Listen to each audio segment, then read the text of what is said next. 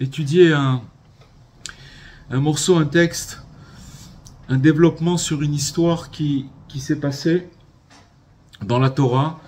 C'est l'histoire de Yehuda et Tamar. Yehuda, c'est le frère aîné des 12 tribus. D'ailleurs, le mot Yehuda, il veut dire louanger, c'est-à-dire de faire des louanges. Et de ce mot-là, du nom de Yehuda, il est sorti le mot Yehudi, ça veut dire le mot juif, puisque c'est l'aîné de tous les frères, c'était le plus grand. Et donc, on va brièvement raconter l'histoire, et ensuite on va développer une explication du Rav Besançon qui va nous apprendre en fait le secret qu'il y a une différence entre une descente spirituelle et une chute. C'est pas la même chose, hein. Une descente, ça veut dire une yérida. On dit ce mot-là, yérida en hébreu, et une chute, c'est une néphila, c'est quand quelqu'un il tombe. Quelle est la différence? C'est que c'est quelque chose qui est très... On peut pas connaître un peu la limite, on n'arrive pas à délimiter la frontière, mais avec l'aide de Dieu, vous allez voir que dans cet exposé, il y a un enseignement très très riche pour nous, comment vivre les choses, et comprendre surtout, les comprendre. Donc cette histoire, elle est relatée dans la Genèse, dans le livre de Bereshit, et en fait c'est un récit qui est très très intriguant, des plus intrigants et des plus profonds qu'il y a dans la Torah. Parce qu'en fait, il y a un drame, puisqu'il y a l'aîné des frères des tribus qui tombe très bas, apparemment. Et c'est mêlé entre le drame et aussi la rédemption. Et donc là-bas, il y a vraiment une leçon spirituelle qui est d'une portée universelle, quelque chose de très très très grand. Donc on va lire l'histoire, on va la raconter, et après on va faire l'exposé, on va essayer de comprendre qu'est-ce qui se passe dans cet événement qui est en même temps tragique et où aussi il y a tout le secret de la rédemption. Alors Yehuda, c'est l'un des fils de Yaakov, du prophète, du patriarche Jacob, et donc il va traverser une période de trouble personnel après avoir joué un rôle dans la vente de son frère Yosef. Yosef, il a été vendu par ses frères, mais comme Yehuda c'était l'aîné, donc il est quand même responsable de cette tragique vente. Et donc il va s'éloigner après la vente de son frère Yosef, son petit frère Yosef. Il va s'éloigner de sa famille et il va s'installer chez un homme qui est nommé Ira. Et donc là-bas, il va fonder sa propre famille. Et donc, il va avoir 3 fils, un qui s'appelle Onan et Shelah. C'est ses 3 fils à Yehuda. Et donc son fils aîné, qui s'appelait il a épousé Tamar, une femme du nom de Tamar, une femme qui était juste et vertueuse. Seulement, le fils aîné de Yehuda, il va mourir prématurément en raison de son comportement qui était pervers. Il se comportait pas bien aux yeux de Dieu, parce que selon la tradition, il détruisait sa semence. Sa semence, il la détruisait. Et donc, pour éviter que Tamar, elle ne tombe enceinte. Donc c'était un comportement qui n'était pas beau. Maintenant, pour respecter la coutume du Lévira, ça veut dire qu'une femme, si par exemple une femme, elle n'avait pas réussi à amener une descendance, avoir un enfant, si son mari mourait et qu'il avait des frères, un frère, alors il fallait que si vous voulez, le frère, il pouvait prendre comme épouse sa belle-sœur pour amener une descendance à son frère qui n'avait pas amené d'enfant sur terre. Donc, Yehuda, il donne son deuxième fils, qui s'appelait Onan, à Tamar. Mais Onan, comme son frère, il refuse aussi de donner une descendance à Tamar, et il a agi d'une manière égoïste, et lui aussi il est mort. Et maintenant, Yehuda, il craignait pour la vie de son fils Shelah, le troisième fils, et donc il décide de retarder son union avec Tamar. Donc il voulait pas lui donner parce qu'il avait peur. Donc en fait, il avait peur qu'il lui arrive quelque chose à son troisième fils. Et donc, qu'est-ce qu'il a fait, Yehuda? Il a envoyé sa bru, sa belle-fille, il l'a envoyée chez son père, il l'a renvoyée chez son père. Et donc, les années, elles sont passées. Et donc, comme il a retardé l'union du troisième fils avec Tamar, finalement, Yehuda, il n'a pas tenu sa promesse. Et donc, Tamar, elle voyait que son droit à la lignée, elle voulait cette lignée-là. Vous n'oubliez pas que Yehuda, c'était comme un roi. C'était quelqu'un de très, très, très grand. On ignorait, si vous voulez, la descendance qu'elle pouvait amener. Elle a pris une décision qui est très courageuse et surtout audacieuse. Elle s'est déguisée en prostituée et elle attend Yehuda sur la route. C'est-à-dire que maintenant elle s'est voilée, s'est voilée sur les chemins. Et donc, Yehuda, il a ignoré son identité, il savait pas que c'était sa belle-fille. Il s'est approché d'elle et il lui a promis un chevreau en paiement. Ça veut dire que si il allait avec elle, il allait la payer comme ça. Et il a laissé en gage son seau, son cordon et son bâton. Donc ça veut dire qu'il lui a laissé 3 gages qui prouvaient que finalement c'était lui que c'était des choses qui étaient personnelles et que en attendant de lui amener le chevreau, alors il lui a laissé ces gages-là. Tout ce qu'on raconte, sachez les amis que c'est l'histoire que la Torah elle relate. Et donc dans cette union, il est né 2 jumeaux, Peretz et Zerach. 2 jumeaux de cette union qu'il a eue avec sa bru, qui ne savait pas que c'était sa bru. Et donc, quand il apprend que Tamar, elle est enceinte, Yehuda, dans un premier temps, il leur donne, puisqu'on lui a amené, si vous voulez, il était juge, on lui a amené, on lui a dit, voilà, il y a une fille qui s'est prostituée et qu'elle est tombée enceinte en ayant commis un péché. Et donc, Yehuda, il a jugé qu'elle doit être condamnée pour avoir commis ce péché. Cependant, il faut savoir que Tamar, elle a dévoilé les objets qu'il lui avait laissés. Donc, les gages qu'il avait laissés Yehuda à ce moment-là, elle a dévoilé les objets et en prouvant que c'était lui qui était le père des enfants.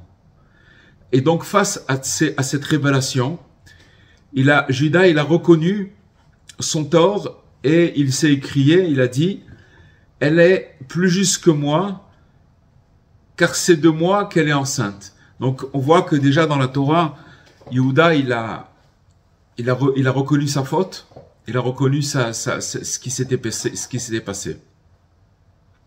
Donc en gros, c'est ça en fait l'histoire. Et maintenant, on va essayer de développer, parce que c'est important de la raconter pour comprendre tout ce qui s'est passé. Donc, on voit que le verset, il commence comme ça, et Juda descendit. Il est descendu. Et donc ça soulève déjà, la Torah, quand elle dit que Yehuda, il est descendu, ça soulève une question. Qu'est-ce que ça voulait dire cette descente? Est-ce qu'elle était physique? Est-ce qu'elle était spirituelle? Qu'est-ce que ça voulait dire être descendu? C'est sûr que quand la Torah elle parle de descente, même si c'est géographique, mais la Torah elle a une profondeur et donc ça veut dire qu'il y a d'autres choses derrière. Et on pose cette question-là, quelle était cette descente? Et donc, on peut comprendre il faut comprendre qu'en vérité, la différence entre une descente et une chute, elle n'est pas claire. C'est ça qu'on va essayer d'étudier ce soir, de comprendre quelle est la différence entre une chute une descente et une chute. Mais quand on va examiner cette descente historique qui est relatée dans la Torah, celle de Yehuda, il faut savoir on va mieux comprendre justement la différence qu'il y a entre une descente et une chute. Parce que cette histoire, elle est vraiment typique, elle est significative. Et donc, comme elle a été apportée par la Torah, c'est tout simplement pour que nous puissions en tirer des enseignements qui sont précieux pour notre propre vie.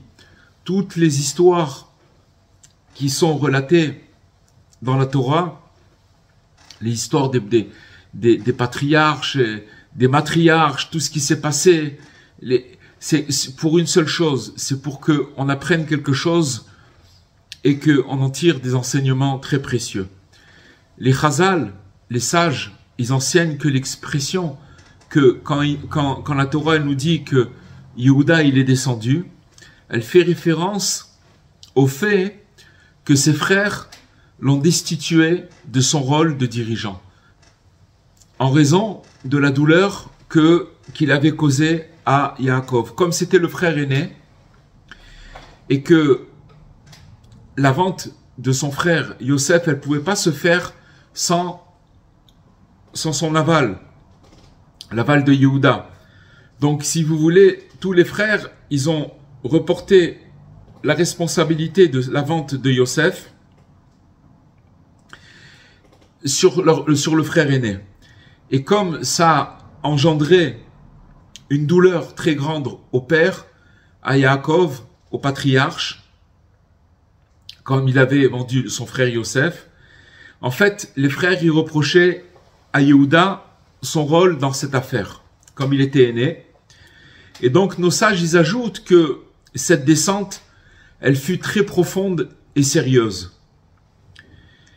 En fait, il a subi un éloignement qui aurait pu conduire Yehuda à une véritable chute. Donc déjà, on voit que son comportement a engendré une descente, puisque la Torah, elle dit qu'il est descendu. Mais une descente, elle peut se transformer en chute. Déjà, on voit un petit peu les bases, que c'est pas la même chose, une descente, et c'est pas la même, une descente et une chute, c'est quelque chose de différent.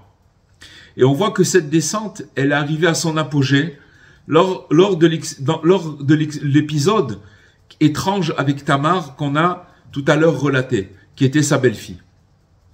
Pourtant, Tamar, qui était une femme qui était juste, en fait, c'était la fille de Shem, et Shem, c'était le fils de Noé, de Noach. Elle avait, dans toute cette histoire, une intention qui était pure. Parce que ce qu'elle voulait, c'est finalement avoir des enfants et d'être la mère d'une lignée de rois, etc., puisqu'elle a été mariée avec un premier fils de Yehuda, un deuxième, et qu'on lui avait promis le troisième, et que Yehuda, comme il avait peur que son troisième fils il meurt, donc il a reculé l'échéance, et c'est là où elle a décidé de faire toute cette action audacieuse. Et donc, comme elle s'est déguisée en prostituée pour attirer son beau-père, et son objectif, c'était pour la gloire du ciel. Elle n'a pas fait ça pour des intérêts personnels, mais elle le faisait pour Dieu. Seulement, Yehuda, il fut en quelque sorte contraint à cette descente. C'est marqué dans les commentateurs qu'il y a un ange qui est chargé du désir, qui fut envoyé pour le pousser à cet acte. Donc ça veut dire que maintenant, qui pourrait résister à une telle force? C'est-à-dire que si maintenant on envoie un ange à quelqu'un pour le faire descendre, pour le faire tomber, d'accord, dans une action qui est pas élogieuse, qui peut résister à une chose pareille? C'est pour ça que le verset, il témoigne de sa justification, c'est-à-dire que elle est plus juste que moi. Ça veut dire que Yehuda, il a dit que en fait, Tamar, sa belle-fille, elle a dit, Yehuda, il a dit, elle est plus juste que moi. Ça veut dire que, et Dieu, il a confirmé aussi dans cette histoire que c'est moi. Dieu, il dit, c'est moi qui a créé d'où vient cet événement-là. Et non de lui, et non de Yehuda. Ça veut dire que Dieu, il témoigne que si Yehuda, il est arrivé à faire cet acte-là, c'est seulement parce que je l'ai voulu, et c'est pas lui.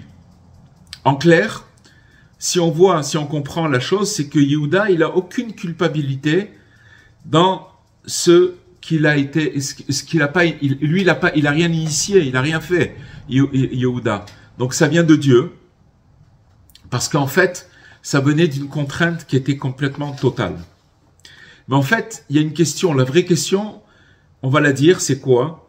C'est comment d'un acte aussi inhabituel, ça veut dire, ils ont pu naître deux fils qui s'appelaient, donc, Tamar, elle a donné naissance à deux jumeaux, Peretz et Zérach, et qui sont devenus des enfants qui étaient justes et puissants. C'est devenu des tzadikim, des gens très élogieux. Parce qu'il faut savoir que grâce à eux, c'est-à-dire que de Zérach et de Peretz, ces deux enfants-là, c'est eux qui vont poser les bases de la royauté d'Israël et de la lignée du Messie. C'est-à-dire qu'en vérité, vont descendre d'eux le roi David, et du roi David va descendre le roi Mashiach, le roi Messie. Et on sait très bien que tout dépend de l'intention au moment de l'acte. C'est-à-dire que quand les parents ils transmettent à leur enfant des vêtements spirituels, ça va être en fonction de la pureté de leurs intentions. S'ils avaient une intention pure, alors ils vont donner à l'âme qui vont faire descendre des vêtements qui vont être purs.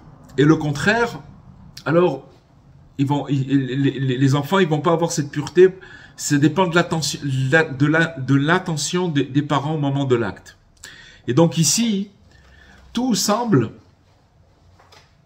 découler d'un désir incontrôlé en fait, parce que on voit plus que Yehuda il a été obligé en quelque sorte, même que Dieu le témoigne. Donc on aurait pu s'attendre que ces enfants ils vont hériter des traits de caractère et de beaucoup moins nobles qu'on a pu le voir, au moins qu'ils soient des gens ordinaires. Et comment c'est possible qu'ils sortent de ça la lignée du Messie, qui est en fait le symbole de la sainteté absolue? Comment deux enfants ils peuvent naître, qui peuvent être la base de la lignée du Messie et de naître dans un tel contexte? C'est quand même une question. Alors en fait, c'est là où on va expliquer le secret de la descente. Quand une personne, bien entendu, encore une fois, on a dit au début de cet exposé, on a expliqué que tout dépendait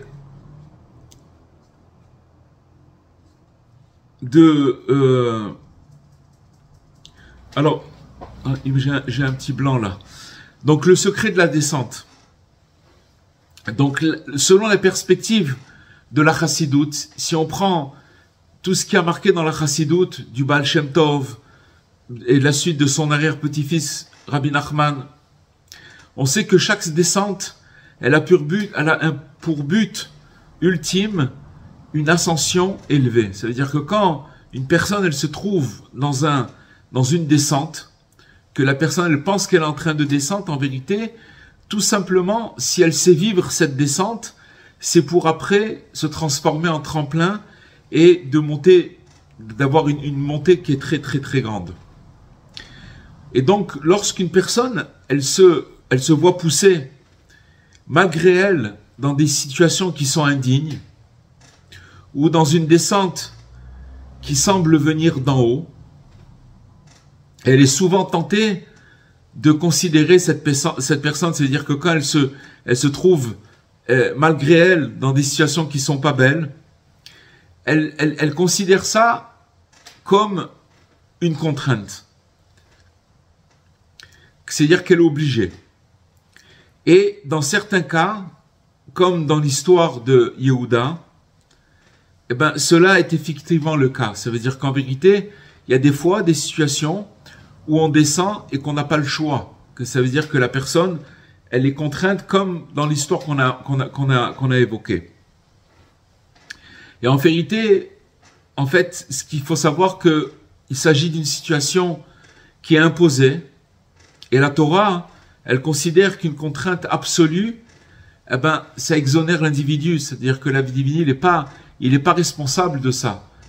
Bien entendu, il faut savoir quand c'est une contrainte et quand ça n'en est pas. C'est là où on est en train de rentrer petit à petit et qu'on est en train de dévoiler un secret très très grand. Et donc, si une personne elle est exonérée complètement à cause de qu'on la contraint du ciel, donc la personne elle n'est pas responsable. Et donc dans de telles situations, il faut savoir qu'il y a une excuse de faiblesse, de la faiblesse de la personne, que en fait c'est comme si on lui offrait une faiblesse sur un plateau en or.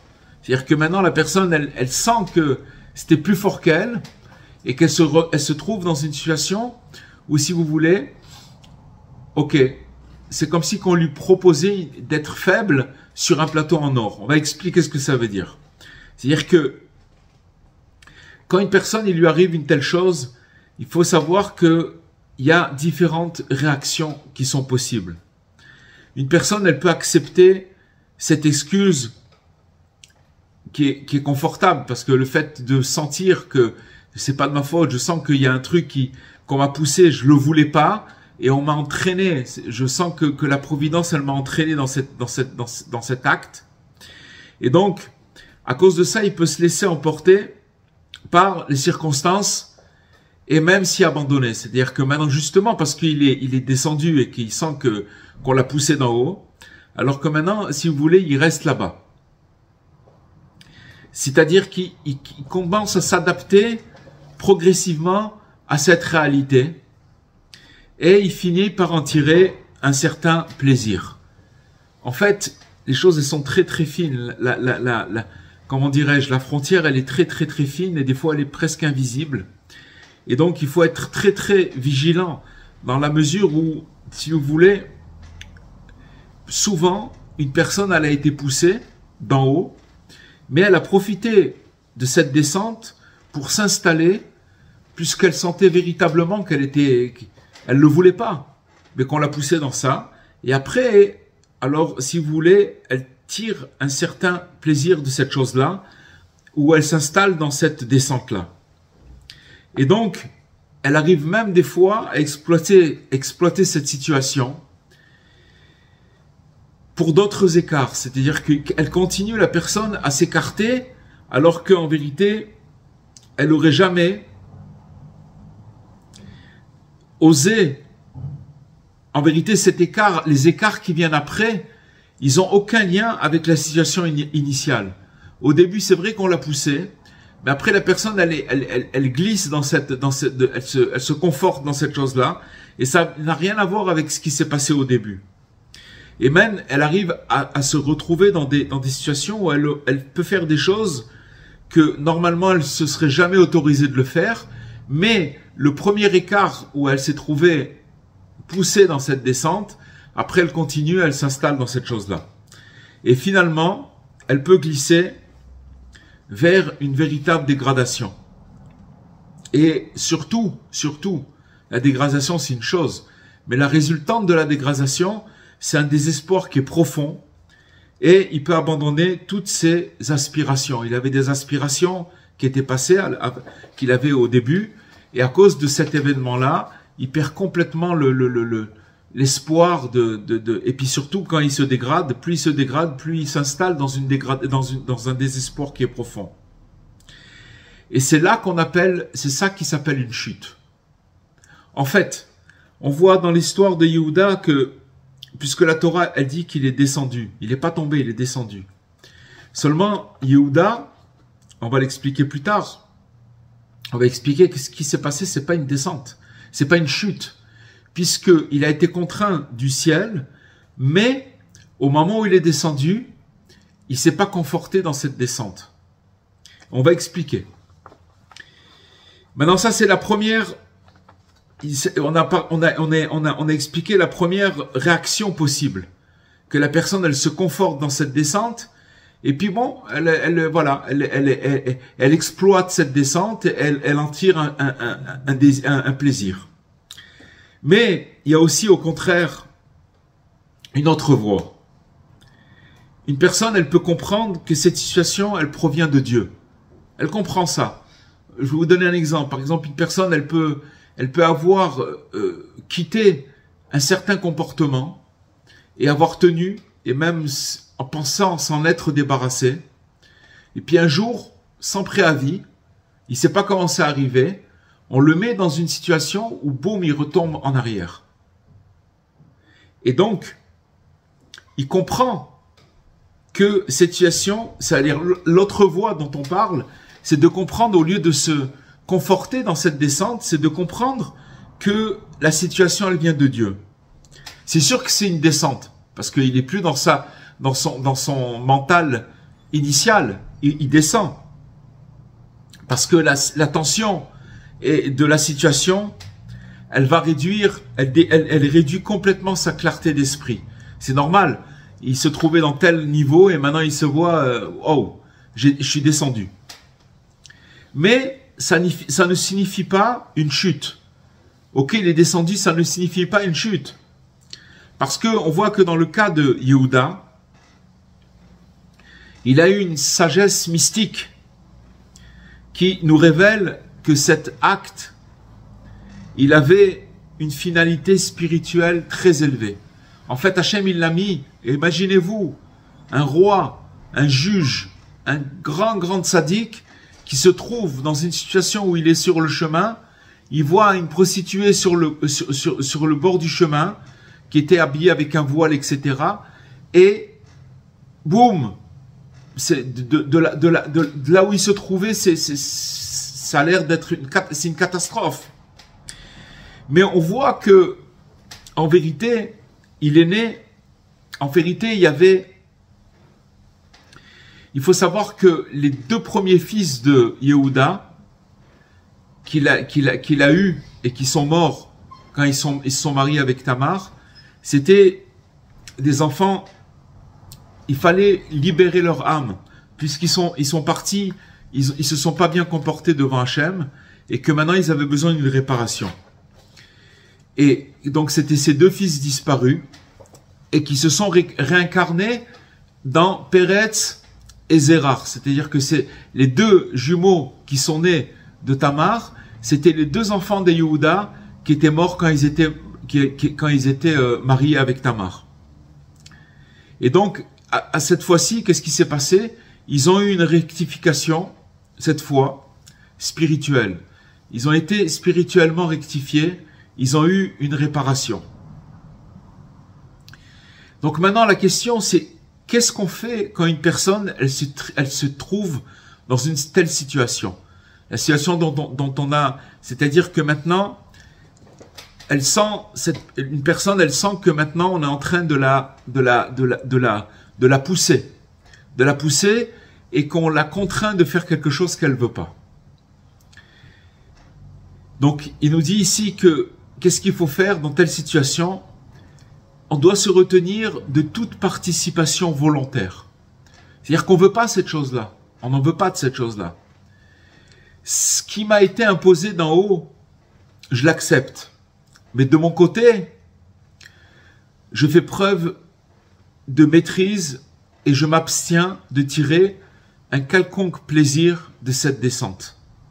C'est très fin, les amis, ce qu'on est en train d'étudier, et il faut le réécouter et surtout demander à Dieu qui nous fait comprendre qu'est-ce que ça veut dire.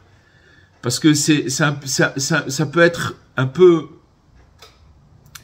si vous voulez, pas clair ce qu'on est en train de dire, mais en vérité, c'est quelque chose de très, très, très profond. Quand une personne, si vous voulez, elle tire pas plaisir de cette descente, c'est à ce moment-là qu'il se produit un phénomène extraordinaire. C'est que quand l'individu il se trouve confronté à cette épreuve, alors il atteint une élévation, une ascension spirituelle qui est immense, qui va être proportionnelle à la difficulté du test dans lequel il va passer.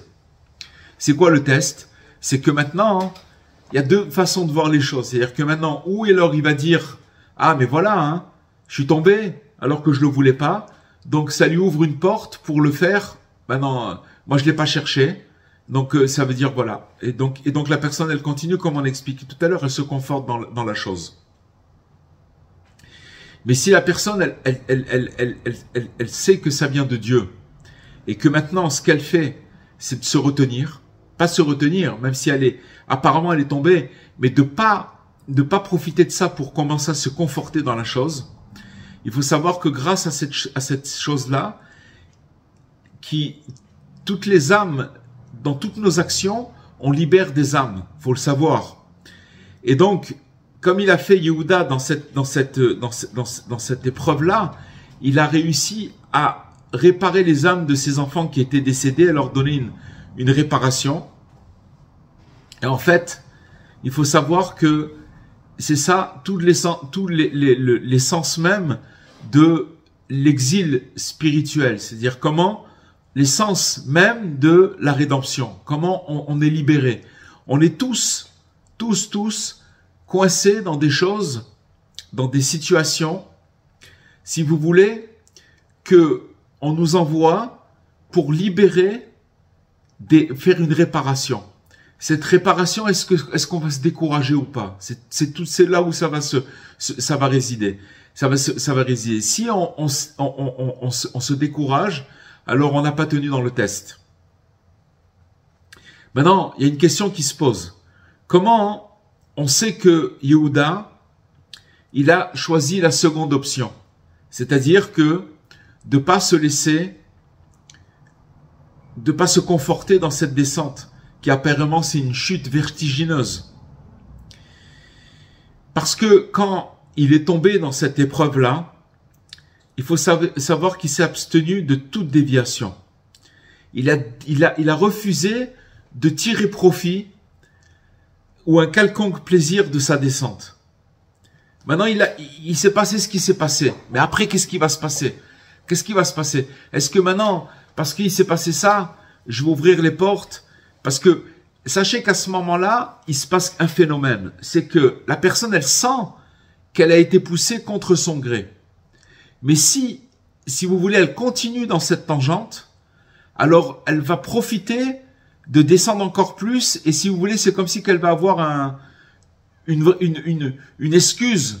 Elle va se conforter dans cette chose-là. Or, on voit que Yehuda, qu'est-ce qu'il a fait? Il a choisi la seconde option. C'est-à-dire qu'il s'est abstenu de toute déviation.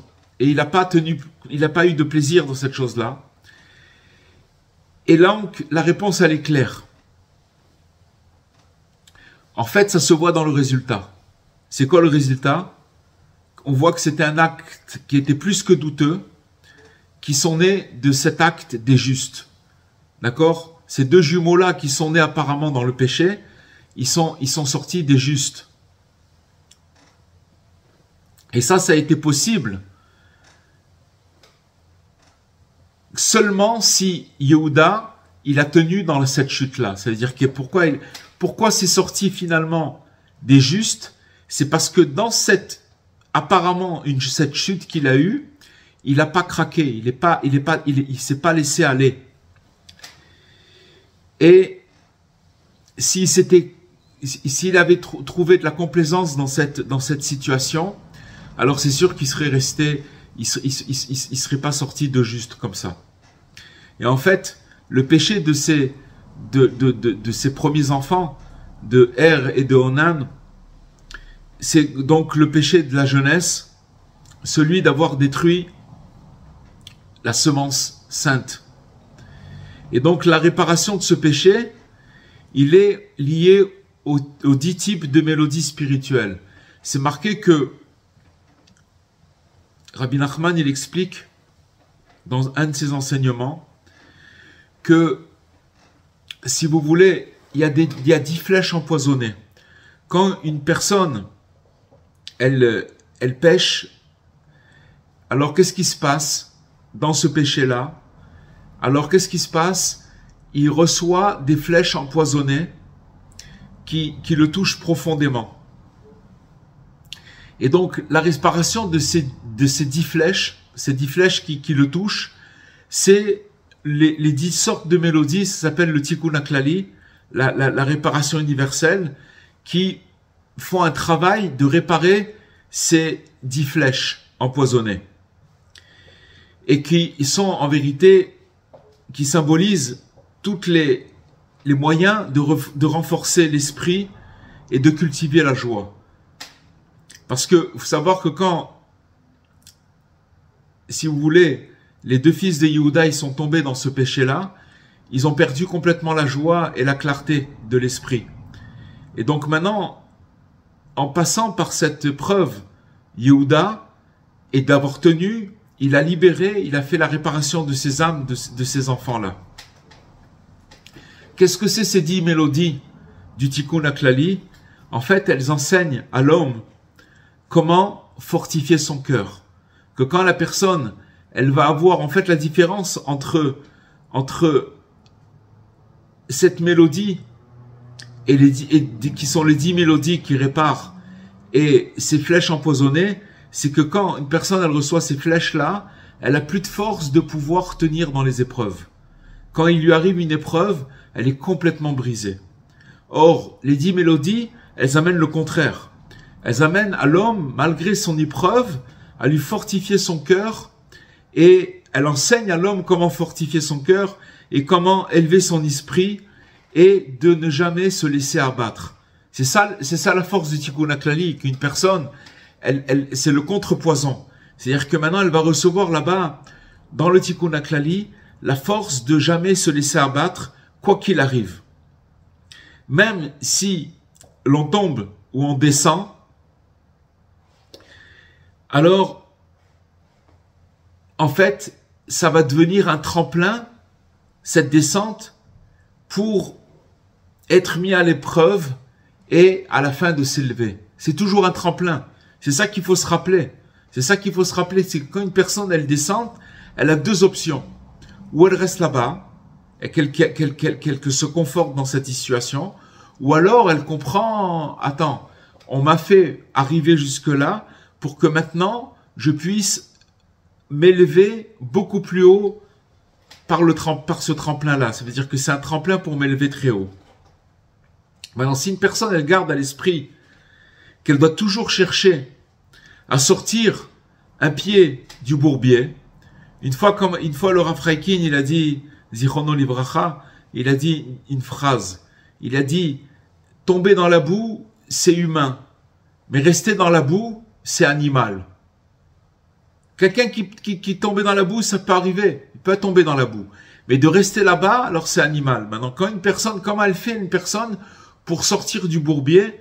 Alors il a dit qu'il faut toujours avoir un pied dedans, un pied dehors. On demande à Dieu de nous faire sortir complètement. Mais quand une personne, si vous voulez, si elle tombe et qu'elle se conforte dans sa descente et dans sa chute, alors cette boue-là, elle se transforme en ciment. Et la personne, elle peut plus bouger, elle est figée. Or, quand une personne, elle veut sortir un pied du bourbier, ça veut dire qu'elle le sort et la boue, elle n'a pas le temps de se solidifier, elle n'a pas le temps de se cimenter. Donc, elle se débat pour sortir. Et elle se décourage pas. Ça veut dire qu'il faut jamais abandonner complètement quand on est dans une descente. Si quelqu'un, il est dans une descente et qu'il abandonne là-bas, alors c'est la fin. Parce que même si cette descente, elle a été décrétée de Dieu, alors il faut savoir que s'il sait la gérer, cette descente, il va pouvoir en tirer des précieux trésors spirituels et qui sont liés à la racine de son âme. Maintenant, pourquoi Dieu il nous fait descendre? Il peut nous faire descendre tout simplement parce que il faut qu'il libère des trésors qui sont dans son âme, mais qui sont là-bas en exil. Maintenant, Dieu il peut pas nous les libérer gratuitement, ça peut pas marcher. Il va falloir qu'on se retrouve dans une épreuve, dans un test, plutôt un test, Et que si on sait vivre le test, chacun, il faut savoir aussi une chose, c'est que, imaginez-vous que selon la grandeur de la personne, elle va être obligée de se retrouver dans un test qui est par rapport à la grandeur de son âme. On voit ici que Yehuda, qui était un roi, qui était l'aîné des 12 tribus, des frères, il est tombé dans une épreuve que comme il a tenu dans cette épreuve et qu'il a avoué la chose et qu'est-ce qu'il a sorti de ça? Il a sorti les âmes qui vont engendrer toute la royauté du peuple juif, du peuple d'Israël, tous les rois qui vont sortir de lui, et aussi le roi d'Israël, David, le roi David, qui de lui va sortir la lignée du Messie. Et donc, c'est ça, en vérité, l'essence même de la réparation. C'est comme ça qu'on répare. C'est comme ça qu'on répare. Quand une personne, elle descend, il faut savoir que on lui donne une opportunité de réparer quelque chose, mais il ne faut pas qu'elle profite de cette descente-là. Maintenant, si on met tout ce qu'on a dit dans le contexte de notre époque, dont les sages, ils ont dit que dans notre époque, là où on est aujourd'hui, les sages, ils ont dit qu'il va revenir en réincarnation les âmes de la génération du déluge. Ça veut dire que maintenant, on est dans une génération, les amis, où toutes les âmes qu'il y a de maintenant, d'accord, toutes les âmes qui sont venues déjà depuis le Rabbi Nachman, c'est des âmes qui viennent de la génération du déluge. Et ces âmes-là, elles ont un passé très très lointain qui est plongé de manière excessive dans le péché. Qu'on le veuille ou pas, c'est comme ça. C'est des âmes qui sont très très très très loin. Et donc la providence divine, elle a envoyé une lumière éclatante pour hâter cette dérédemption. C'est l'âme de notre maître Rabbi Nachman. Il a envoyé Hachem, il a envoyé cette âme-là pour pouvoir réparer toutes ces âmes qui viennent de la génération du déluge, qui est une lumière parmi toutes les lumières. Et en fait, Rabbi Nachman, il s'adresse à chaque cœur qui est capable d'écouter et il nous lance un appel. Il nous dit, Rabbi Nachman, entrez dans mon arche. Rabbi Nachman, il a une arche. Rentrez dans mon arche et je vais vous enseigner comment affronter les pires situations. Mais pas seulement les affronter, mais aussi en tirer des merveilles. C'est-à-dire même en tirer des merveilles. C'est-à-dire c'est pas seulement affronter les situations, mais aussi c'est de les exploiter pour pouvoir en tirer des merveilles. Et il nous dit, Rabbi Nachman, de lui faire confiance. Et que je vais vous faire montrer que toutes vos descentes, en vérité, elles étaient, en réalité, l'œuvre de Dieu. Mais seulement il y a une condition, toutefois. C'est que faut pas les transformer en chute. C'est sûr que ces descentes, elles sont l'œuvre de Dieu, mais le travail de chacun, c'est de ne pas les transformer en chute et avec de la résignation que Dieu préserve. C'est pour ça que immédiatement après l'histoire de Yehuda dans la Torah et de Tamar, la Torah nous enseigne et Yosef fut descendu en Égypte. Pourquoi? Parce que Yosef lui aussi, il est issu de la lignée royale. Et donc, il est descendu pour aller chercher la couronne divine. Qu'est-ce qui s'est passé avec Yosef? Il est descendu très bas, il est descendu en Égypte. Il avait 17 ans, il se retrouvait vendu comme vraiment un esclave. Il était devenu esclave. Mais en vérité, dès que cette histoire dans la Torah, elle se termine de Yehuda et de Tamar, tout de suite la Torah, elle dit, et Yosef, il est descendu en Égypte. Parce que lui aussi, comme il descendait de la lignée royale, il devait aller chercher cette couronne qui est en Égypte, dans les profondeurs les plus obscures et dans les tunnels de l'exil. Et donc c'est pour ça qu'il y a deux Messies que nous attendons. Il y a le fils de Yosef et le fils de David. Mashiach ben Yosef et Mashiach ben David. Et qui vont enseigner à chacun comment transformer toutes ces descentes en grande ascension. C'est ça le secret. Le secret, c'est d'arriver à faire comprendre. Et Rabbi Nachman, il nous le fait comprendre pour celui qui rentre dans son arche, qu'en vérité, tout ce qui se passe, c'est pas des descentes. C'est pour arriver à réparer et surtout à trouver des trésors dans notre âme, parce qu'on est des âmes qui venons de très très loin et on est obligé de se retrouver dans une situation où il faut réparer. Et c'est que de cette manière, en vérité, qu'on peut réparer, de transformer toutes les descentes en grande élévation, parce qu'en vérité, le désespoir n'existe pas, comme il nous a dit Rabbi Nachman, En shum yush ba'olam klal. Voilà les amis, Bezrat Hashem, qu'on puisse avoir le mérite de se rappeler de tout ça, Bezrat Hashem. J'ai une question, Rabbi. Bonsoir, Jean-François. Bonsoir, tout le monde. Judas, lui, il a descendu, il s'est réparé parce qu'il a fait une teshuva sincère, totale et authentique, c'est ce que je comprends. Yosef, il a fait une descente, mais lui, il n'a pas fauté. Est-ce qu'il a fauté quand même? On ne sait pas, c'est subtil. Il faut savoir que quand il s'est retrouvé avec la femme de Potiphar, d'accord, à ce moment-là, il est descendu. C'est marqué qu'il y a de ses 10 doigts, il est sorti de la semence. Mais il s'est retenu à ce moment-là. C'est ça la descente. La descente, c'est pas hop, il s'est rien passé, pas ça. La descente, c'est que oui, il s'est passé, mais au moment où ça s'est passé, je me suis pas écrasé. C'est-à-dire que j'ai pas été jusqu'au bout. Je me suis retenu. Et de ces 10 trucs, après il y a eu des conséquences de ça. Mais il a réussi on peut même pas s'imaginer cette épreuve. On peut même pas s'imaginer qu'est-ce que c'est cette épreuve. Mais oui, mais il est descendu. C'est pour ça qu'il est descendu dans l'Égypte. De toute façon, pour descendre en Égypte et aller ramener cette couronne cette couronne dont on a parlé, ça veut dire de descendre, cette couronne divine, il fallait descendre dans les ténèbres. Et dans les ténèbres, c'est pas j'y suis allé et je suis revenu indemne.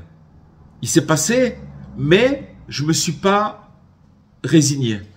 C'est-à-dire que j'ai pas profité de cette chose-là, et alors c'est là où ça se transforme en élévation. Et c'est là où j'arrive à libérer toutes ces étincelles qu'il y a dans mon âme, parce qu'elles sont chez chacun de nous.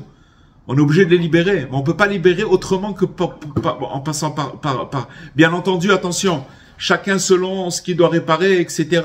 C'est exactement. Dieu, c'est pas au hasard. Dieu, il considère l'âme de chacun, etc. Et donc voilà, on est obligé de se projeter, dans les histoires de Yehuda pour apprendre comment nous on doit se comporter, qu'est-ce qui se passe avec nous-mêmes. Parce qu'on sait que les deux histoires vont ensemble, mais dernier petit éclaircissement, pourquoi lui d'abord il se fait appeler Yosef Hatzadik, puis Yehuda, lui, il porte pas le titre de Tzadik? D'abord, il était Tzadik, Yehuda. Mais Yosef Hatzadik, c'est une très bonne question. Si vous voulez, c'est de lui qu'il était obligé de se retrouver dans une épreuve si vous voulez, qui touche l'alliance directement. Et que sans le fait qu'il est tenu dans cette épreuve, tous ceux qui ont des problèmes des épreuves à ce niveau-là, ils n'auraient pas la possibilité de tenir. Donc si vous voulez, quand on parle de Yosef Hatzadik, ça veut dire que oui, il a tenu dans l'épreuve, bien qu'il ait descendu. Attention, on a expliqué ce soir la différence entre une Yérida et une Néphila, entre une descente et une chute. La chute, c'est quand une personne, elle descend et qu'elle croit qu'elle a chuté. Pour ça que Rabbi Nachman, dans un autre enseignement, il dit, en vérité, les chassidim, ils se sont trompés. Pourquoi? Parce que quand ils sont descendus, ils croient qu'ils sont tombés. Et en vérité, c'est pas du tout, ils sont pas tombés. Pourquoi? Parce que on les a fait descendre, ils sont obligés de retomber dans des situations parce qu'ils sont en train, en vérité, de préparer une nouvelle étape, un nouveau degré. Mais avant de rentrer dans ce nouveau degré, il va falloir passer par cette zone de turbulence. C'est lié ces deux choses-là. S'il vous plaît, c'est Josiane. Bonsoir. Bonsoir. Est-ce qu'il y a on constate une différence entre la chute qui est involontaire et la descente qui est volontaire? Non. Non. Oui, excusez-moi, j'ai pas recommencé la question. La descente qui est volontaire et la chute qui est involontaire. Quand on parle de descente volontaire, ça veut dire qu'elle vient de Dieu, on est d'accord? Oui, mais volontaire, mais il y a une participation de celui qui descend. Oui, mais bien sûr qu'il y a une participation, on le pousse. Mais là où ça devient, c'est que si maintenant il va se décourager là-bas. C'est-à-dire que s'il va profiter de cette descente, puisqu'il sent qu'on l'a poussé, d'en haut on l'a poussé. Il le voulait pas, il l'a pas programmé cette chose-là. On l'a poussé. Mais à ce moment-là, il se conforte pas, il reste pas là-bas. Quoi qu'il s'est passé, il reste pas là-bas. Il se décourage pas. Et c'est comme ça que cette descente-là, elle se transforme en élévation. Et maintenant, toutes les chutes, en fait, si on parle de chute, c'est en vérité que ça a commencé par une descente. Oui, ça a commencé par une descente. Ou alors la personne, elle s'est installée après la descente, elle s'est installée dans la chute. C'est-à-dire elle reste là-bas parce que, voilà, c'est tout, elle s'est installée là-bas. Une complaisance. Bon, exactement. Ok, merci. Voilà, les amis. À propos de Rabbi Nachman, vous avez dit que toutes les âmes sont la génération du déluge. Ouais. Donc, mais Rabbi Nachman, c'est lui qui vient nous chercher, c'est pas nous. Et c'est pour ça qu'on a parlé tout à l'heure de rentrer dans l'arche. Parce que il y a que chez Rabbi Nachman, il y a que chez Rabbeinu qu'on peut comprendre qu'une descente c'est pas une chute. Et que même si c'est très difficile, Rabbi Nachman il donne les forces pour pouvoir passer par là-bas et remonter, mais remonter encore beaucoup plus haut. Mais il y a que Rabbeinu il y a peu que Rabbi Nachman qui peut nous faire comprendre ça. Il y a aucune arche, c'est que cette arche-là, c'est celle-là c'est dans celle-là qu'il faut rentrer et qu'il faut, voilà. Parce qu'il y a que lui qui nous fait comprendre ça. Lui, il connaît nos âmes, alors à ce moment-là, c'est lui qui nous... Exactement. Voilà. Exactement. Beaucoup. Voilà les amis, Bezrat Hashem, qu'on puisse avoir le mérite de rentrer dans l'arche de Rabbeinu. Amen. Amen. Très puissant. Voilà, Bezrat Hashem. Je vous souhaite Shavua Tov. Et avec l'aide de Dieu, on se dit à la semaine prochaine en bonne santé. Bezrat Hashem. Amen. À bientôt. Au revoir.